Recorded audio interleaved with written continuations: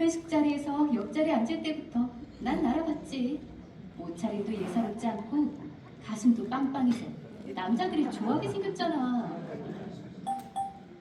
혹시 오정혜 씨 몸매 때문에 질투한 거 아니지? 자긴 명품이잖아. 완전 평면. 내가 어디가 어때서? 이 정도 얘기했지. 아니 말고. 근데 박과정은 유부남이잖아. 요즘 누가 그런 걸 따져? 그리고 박과정 신입 직원 킬러잖아. 그래도 여자가 먼저 꼬리 쳤겠지. 하여간 유부남이나 꼬시고 여자의 적은 여자라더니.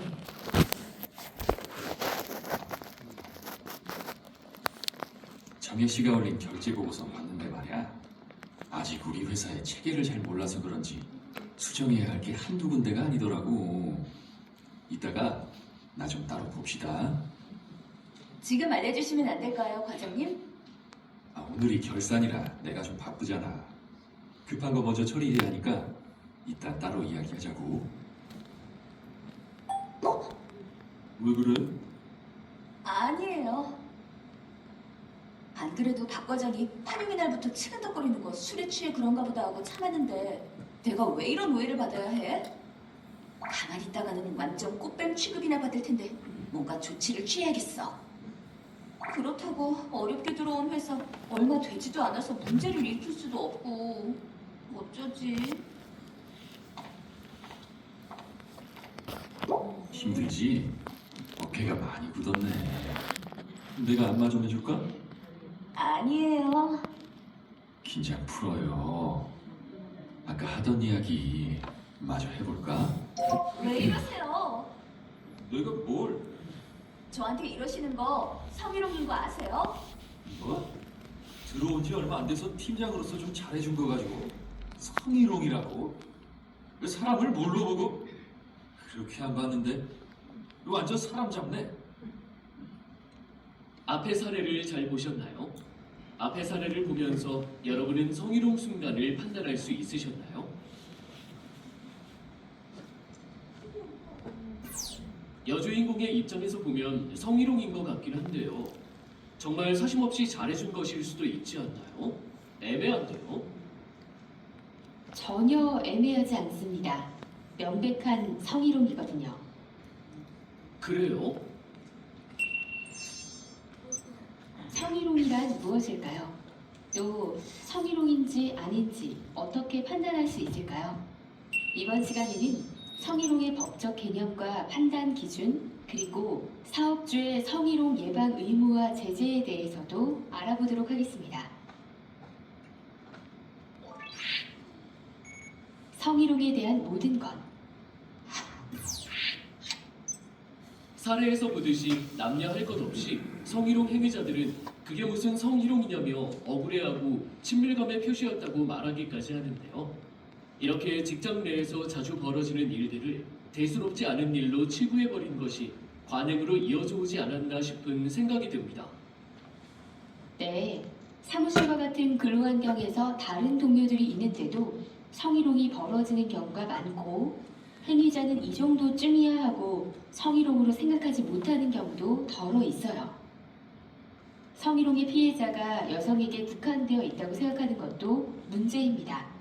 근래에는 여상사의 성희롱으로 수치심을 느꼈다는 남성 피해자의 사례가 늘어나는 추세이고요. 남성이 남성에게 혹은 여성이 여성에게 성희롱을 하여 성적 불쾌감을 주기도 합니다. 남성, 여성 모두 성희롱의 행위자와 피해자가 될 수 있고 동성 간의 행위도 성희롱이 될 수 있다는 말씀이시군요. 네, 그렇습니다. 누구나 성희롱 행위자와 피해자가 될 수 있죠. 성희롱은 근로자의 인권을 침해하는 범죄이자 권력의 힘으로 권력을 가진 자가 가지지 못한 약자에게 휘두르는 폭력이기 때문에 능동적이고 강력하게 대처해야 합니다. 성희롱은 어떤 법과 관련이 있나요? 일반적으로 성희롱이라고 하면 직장 내 성희롱을 의미하는데요. 우리나라에서는 남녀 고용 평등과 일, 가정, 양립 지원에 관한 법률, 양성평등기본법, 국가인권위원회법 등 세 군데에 규정되어 있습니다. 성희롱의 개념에 대해 좀 더 자세히 알려주세요.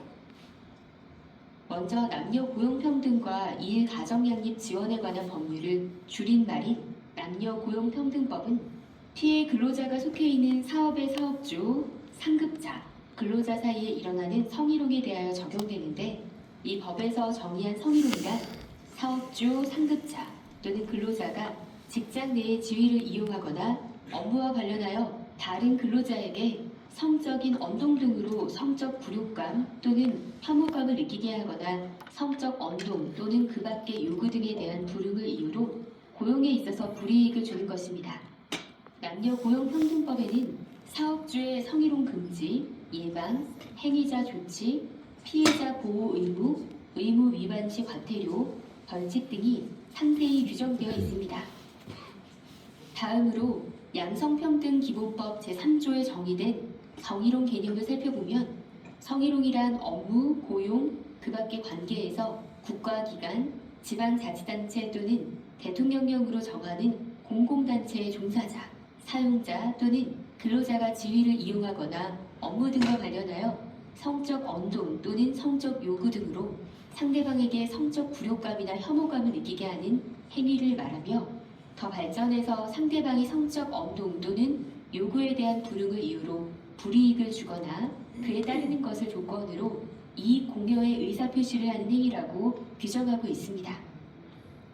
마지막으로 국가인권위원회법에 정의된 성희롱이란 업무, 고용, 그 밖의 관계에서 공공기관의 종사자, 사용자 또는 근로자가 그 직위를 이용하여 또는 업무 등과 관련하여 성적 언동 등으로 성적 굴욕감 또는 혐오감을 느끼게 하거나 성적 언동 또는 그 밖의 요구 등에 따르지 아니한다는 이유로 고용상의 불이익을 주는 것이라고 되어 있습니다. 국가인권위원회법은 조직 내가 아닌 업무 관계까지 그 범위가 확대된 것 같은데요. 네, 맞습니다. 조직 내 성희롱뿐 아니라 업무와 관련하여 일어나는 모든 성희롱에 대하여 적용되어 적용 범위가 넓죠.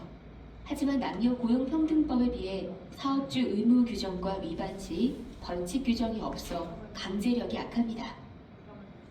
교수님, 근데 성희롱에 대한 내용 자체는 비슷한데 법 규정이 3개나 되는 이유는 뭔가요?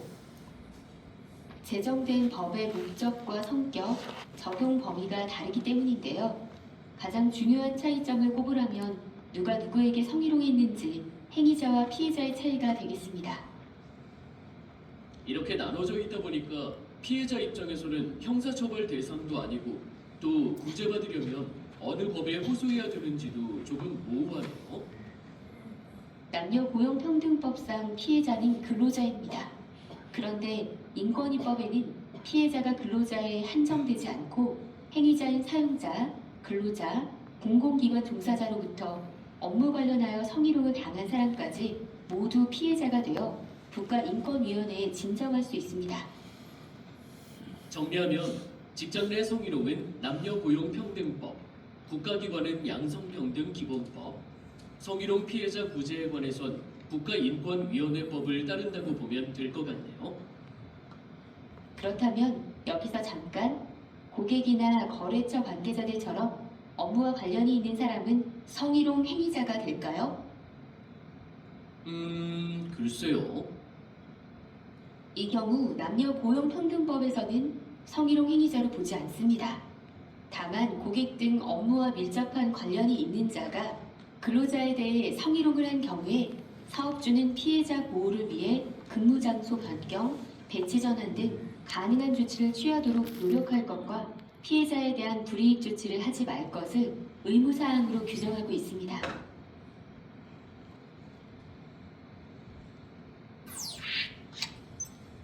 성희롱이 신체적 접촉에 의해서만 일어나는 게 아니라서 말이나 글은 성희롱인지 아닌지 구분하기가 애매할 것 같은데요. 어떻게 판단을 하나요? 네, 그래서 성희롱 사건이 발생하면 경계가 불분명한 데다가 양측의 입장이 달라 다툼도 많이 벌어지죠. 피해자가 느끼는 성적 수치심의 정도는 개인마다 차이가 있을 테니까요. 네, 감정이란 것이 지극히 개인적이고 주관적인 것이기 때문에 성희롱을 판단하기에 애매모호하죠. 그래서 성희롱 판단 기준이 중요한데요. 일단 법에서는 피해자의 주관적 사정을 고려하여 성희롱을 구별해내기 위해서 상대방과 같은 처지에 있는 일반적이고도 평균적인 사람으로 하여금 성적 굴욕감이나 혐오감을 느끼게 하는 행위여야 한다고 보고요. 사회 통념상 합리적인 사람의 관점에서 문제시되는 행동에 어떤 판단과 대응을 했는지 행동이 발생한 전후 상황과 맥락을 파악하여 신중하게 판단합니다. 가령 수치심을 느꼈다고 말은 하면서 행위자에게 동조하며 호감을 표시하는 것과 같은 이중적인 모습은 앞뒤가 안 맞으니까요. 그렇겠네요. 성희롱 판단 기준에 대해 좀 더 자세히 설명해 주세요.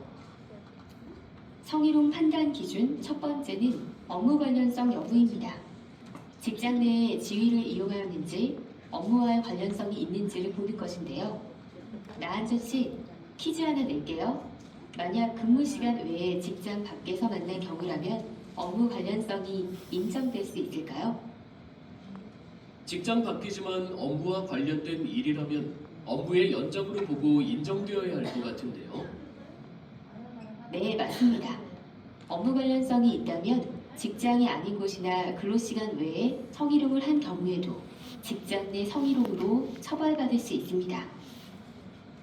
업무 관련성 여부는 권력으로 인한 수직적 조직 문화로 피해자에게 영향력을 행사할 수 있는지를 보는 것이기 때문에 가령 출장 중인 차 안, 회식 장소, 야유의 장소, 업무 협의를 위해 불러내어 밖에서 만난 상황에서 피해자가 성적 굴욕감이나 혐오감을 느꼈다면 명백한 직장 내 성희롱이 되는 것이죠.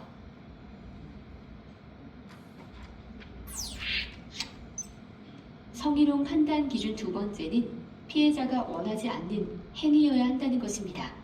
피해자가 명시적인 거부 의사를 표현하지 않았더라도 성희롱이 될 수 있다는 것인데요. 여기서 말하는 상대방이 원하지 않는 행동이란 상대방이 명시적으로 거부 의사를 표현한 경우만이 아니라 적극적으로나 소극적으로 또는 묵시적으로 거부하는 경우도 포함됩니다. 아하, 성희롱을 당했을 때 직접적으로 분명하게 거부해야만 성희롱이 성립되는 것은 아니란 말씀이시군요. 맞습니다. 피해자가 사회 경험이 부족하여 성희롱 상황에 어떻게 대처해야 하는지 몰라서 또는 행위자가 고위직급이거나 피해자의 근로조건을 결정하는 등 강력한 권한을 가지고 있는 경우에는 직접적이고 적극적으로 거부하기가 쉽지 않기 때문이죠. 물론 거부 의사를 표현하는 것이 쉽지 않고 밝히지 않아도 성희롱으로 인정될 수는 있다고 하지만 피해자들이 피해 상황 당시에 거부 의사를 확실히 밝히는 것이 좋을 것 같네요. 그래야 상대가 원치 않는다는 것을 확실히 알 수 있을 테니까요. 그렇습니다. 또한 실제 사건 처리 시 피해자가 명시적인 거부를 하였다면 그것이 원하지 않는 행위라는 것이 쉽게 인정될 수 있으므로 피해자는 적극적이고 직접적이며 명시적으로 거부 의사를 밝히는 것이 바람직합니다. 성희롱 판단 기준 세 번째는 성적 굴욕감 및 혐오감을 주는 성적인 언동 인지의 여부인데요. 성적 언동은 상대방이 원하지 않는 성적 의미가 내포된 육체적, 언어적, 시각적 언어나 행동을 모두 포함합니다. 특정인을 염두에 두지 않았다고 하더라도 해당하나요? 그렇습니다. 또한 듣는 사람에게 성적 굴욕감이나 혐오감을 준다면 단 1회뿐이어도 직장 내 성희롱에 해당합니다. 성희롱은 성적인 언동을 한 사람의 의도가 아닌 결과로 판단되기 때문에 상대방이 굴욕감이나 혐오감을 느꼈는지를 잘 살펴봐야겠다는 생각이 드네요. 그렇죠. 편하게 농담을 주고받는 관계라고 해서 혹은 분위기를 좋게 한다는 이유로 성적인 의미가 내포된 말을 하는 경우들이 있는데요. 일상적으로 직장 내에서 주고받는